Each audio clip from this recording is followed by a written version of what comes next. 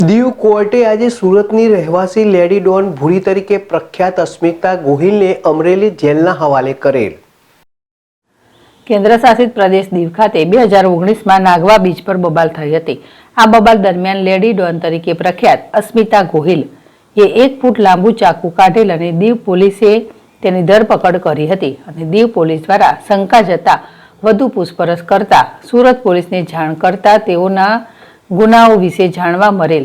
2019માં તેને અને તેના સાથીની એમ 2 આરોપીની ધરપકડ કરી હતી અને અમરેલી ખાતે મોકલેલા।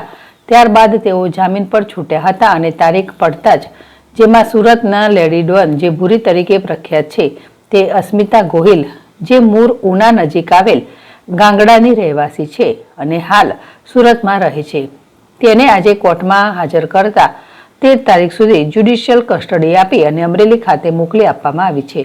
તે કોર્ટની તારીખ પણ હાજર નહીં રહેતા તેના જામીન પણ રદ કરવામાં આવ્યા હતા અને તેને અમરેલી જેલના હવાલે કરવામાં આવી હતી। ભારતી રાવલ, ZSTV દીવ।